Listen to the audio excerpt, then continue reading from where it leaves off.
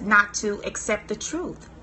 Maybe, you've seen some things, or you heard some things, and I warn you that you cannot just go off of what it is that you are hearing, okay? Not from people. Now, if God is showing you and telling you some things, that's a whole different story. But even there's some wisdom principles that have to be applied there, even if God is revealing some things to you, because God is definitely a God of order. And guess what? He is the God of all families, okay? So he loves the institution of marriage. So just know that if he's showing you some things, that he's going to give you some wisdom to be able to deal with that particular situation. Another thing is external deception, and that is when your spouse may be saying that what you think you know isn't really what you know, or what you think you heard really isn't what you think that you heard at all. So then you begin to get some external deception going on. And next is realization. You say it's okay when it's really not okay. And guess what? When we do that, we give our consent away for things like that to continue. Yes. So once again, that's rationalization. And that's just, trying to rationalize the situation away and telling yourself, you know what, it's okay. It doesn't matter what's going on. It's okay. When in fact, it's really not okay. So that is something that brings about denial, is when we are trying to rationalize the situation. And the other thing that brings us into denial is over spiritualizing the situation. You know what? Saying, you know what? I'm not going to worry about this because God got this, and God's going to handle it, and God's going to handle him, and God's going to handle her. And while that is true, you still have a responsibility while you're on earth to be able to handle the things that's going on in your life. And sometimes, we can't handle things that's so overwhelming. And this is not a minor thing. Like I said, this is a major, major loss. But do know that you can't over spiritualize the situation away. To do so is to give your consent. To do so is to give your permission for this to continue. And that is certainly something that you don't want to happen. So I'm going to share with you tonight on how to come out of denial. That's right. And if you guys can hear me okay, somebody just type how to come out of denial. And if you're just joining us, we're talking about healing from infidelity and how denial is in the infidelity process. And I want to help you come out of denial on tonight if that is you. So how do you come out of denial? You work your way out of denial by connecting with truth. Thank you, Delisa. I see that. How to come out of denial. Thank you for posting that. So how do you come out of denial? Again, you work your way out of it by connecting with truth. Because denial, what is it? It's a lie. It's really just a lie. Okay, so you come out by connecting with truth. So there is 5 things that I'm going to kind of go over with you tonight on how to come out of that whole denial process. And one of them is allowing yourself time to process what has happened. Once again, that's allowing yourself the time to be able to process exactly what's happened. I mean, when you discover that maybe your spouse is having an affair, or there's some type of infraction in the marriage that's occurring, whether that's emotional or whether that's an actual physical act, it is shocking. It is devastating. It is paralyzing. It is debilitating. Oh my goodness, I just don't even have the words for it. The amount of pain that one can feel is just really undescribable. And for those of you that may have experienced it, you know exactly what it is that I'm talking about on tonight. So number 2, allow yourself to sit with your feelings and allow your body, allow your mind, your emotions, and your spirit to come out of shock. You have to be able to sit with those feelings and just allow it to process. Allow your mind to process what's happened. Allow your body to process, because when we are feeling threatened in any way, shape, or form, our body reacts. Our palms get sweaty. Maybe our temperature feels as if it's rising, and we feel, hot, an increase in body heat, an increase in body temperature. Maybe we feel some type of tension, headache, or tension in our neck. Our body is really responding. Our heart begins to palpitate. And so you have to allow your mind, you have to allow your body, your emotions, and your spirit to come out of shock. And then number 3, you're going to continue to process. You are going to continue to process that. So the first one is allowing yourself time to process what has happened. And number two, you're going to allow yourself to sit with those feelings and allow your body, your mind, your emotions, and your spirit to come out of shock, because you are really gonna be shocked. And if you're not shocked, chances are it's happened before. And you know what, that's okay. Infidelity doesn't necessarily have to come to destroy your marriage, but it is still not a situation where you decide that you're going to put your head in the sand and over spiritualize it or things like that. But I believe that if you are not shocked when you hear about this, or if you're seeing something in your marriage that's occurring that you may have experienced it before, maybe you've had some questions and you're just kind of like, wow. But even with that being said, I still think there's a sense of shock that comes over one. And after you've done that, you're going to continue to process.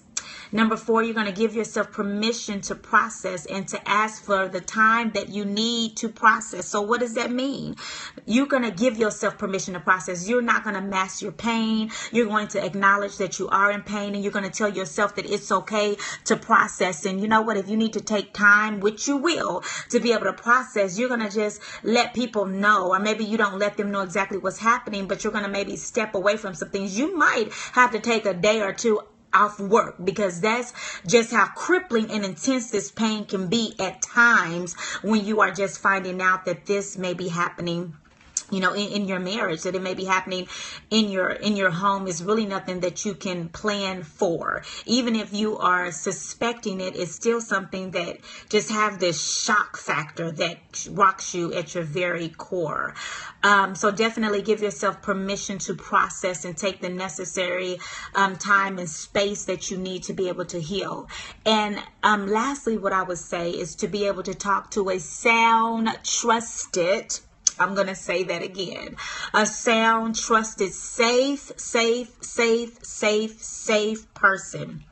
Okay, so that you can continue to process and mentally work through your feelings. Okay, I'm gonna say that again, to be able to talk to a sound, trusted, safe person so that you can continue to process and mentally work through your feelings. And you're probably like, you know what, she's saying a lot about processing on tonight. And yes, I am. Because when you experience a trauma to this magnitude, such a blunt force in your life, something that has the capability of really just tearing your world apart, that there's going to be a lot of processes that's going on. So you have to be able to allow yourself the time and the space to be able to process. So if you're just joining in, or maybe I said I'm a little too fast or what have you, I'm going to go over those things again. And it's 5 things that I wanted to share with you on tonight during our mini healing from infidelity session. Number 1 is allow yourself time to process what has happened. Number 2, to be able to sit with your feelings and allow your body, your mind, your emotions, and your spirit to come out of shock. Number 3 is to continue to process. Okay. Number 4, give yourself permission to process and ask for the time that you need to process. Some people, they don't understand that you need time to process. And some folks may say, oh, get over it. Oh, it happens to us and all that. They don't know no better. Sometimes, people just simply don't know any better.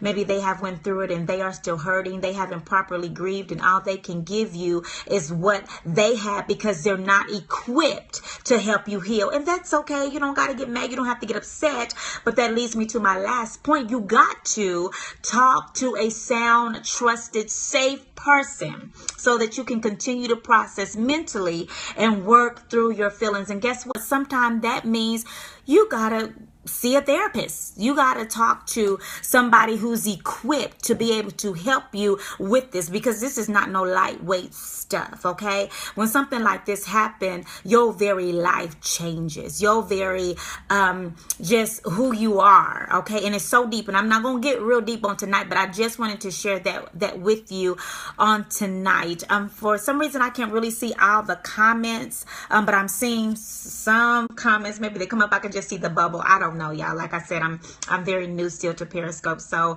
I'm not sure how to work all of this. But guess what? I'm going to learn, and I'm not going to give up.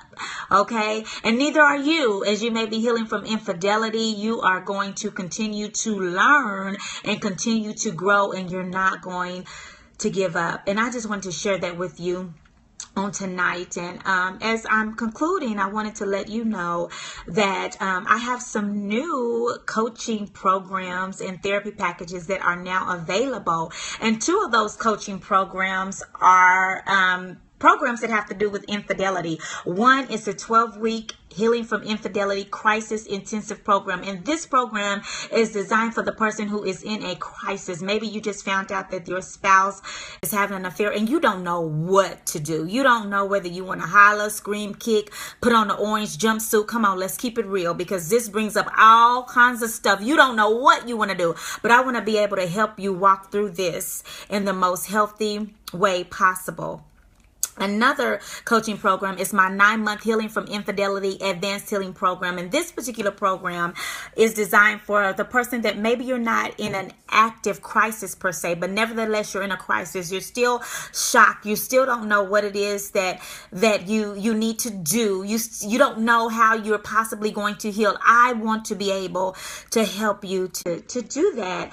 And then another program that I have is my 9-month Heal and Build coaching program. And this program is designed for the person, maybe you're not dealing with infidelity, but maybe something has come and interrupted your life and it has hurt you, but you've made up in your mind that you're not going to stay where you are and you're going to go forward and you're going to heal. And I'm going to be able to help you to move forward as you heal and build. And there's some very strategic steps that one has to really implement in your life to be able to do it. Y'all, I got some good stuff, y'all.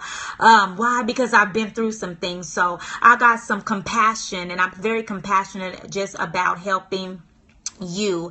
And just as I continue to evolve and learn and grow, I definitely want to be able to share that with you. And lastly, I have an 8-week foundational healing course. And this course is just really designed to give you the foundation to heal. Guess what? You have to have a particular foundation to be able to heal, you know? And as you're trying to heal, guess what can be on your foundation? Bitterness. I just gave y'all a little secret that I'm going to be talking about in the course. There takes a foundation to be able to heal. And guess what? It's some hard stuff that we just got to get through and get over. Thank you for the hearts. I do see the hearts coming up, although I can't really see the comments, but I thank you guys so much. But there is some very strategic things when it comes to healing, and a lot of times people don't want to heal because guess what? We don't want to let go of our need to be right. No, we are justified in our anger, in our resentment, and we are mad and we want justice. You know what? But the Lord says that vengeance is his, and I want to be able to help you just walk through that. And I know all about this. And like I said, I don't know everything, but I am willing to definitely share with you what I do know. And I don't just know, once again, from a clinical perspective. I have compassion because I've come past this way before. I know what it feels like to not want to forgive and to be mad at people and not understand and just, you know, want to fight and want to do all those things. But I also know that none of that works. So I want to help you help yourself as you continue to heal and heal from infidelity. You can go to my website, which is www.healingrc.com, to see more in depth about the healing and therapy packages that I talked about. I really didn't talk about the therapy packages. I talked about the coaching programs that I have. My therapy packages are a combination of therapy and coaching combined. I'm also offering like some maintenance coaching sessions throughout the months and things like that for those who are in my coaching programs. Okay. I am also on Facebook at LaMonica Williams Ministries and Twitter at LaMonicaW. And guess what? Now I'm on Periscope at LaMonicaW. So those are the things that I wanted to share with you on tonight during our mini session of healing from infidelity. I want you to be encouraged on tonight, and I want you to know that you can heal. And yes, you can even heal from infidelity. Do it sucks? Absolutely. Is the word suck an understatement? Certainly. I don't have the words to do it any justice, but I do know the pain of infidelity. I do know what it feels like to feel as if your whole world is crashing down and like your very life is just being snatched away from you. So I just wanted to let you know that. And again, infidelity is a major loss, and it is really likened to death. A lot of people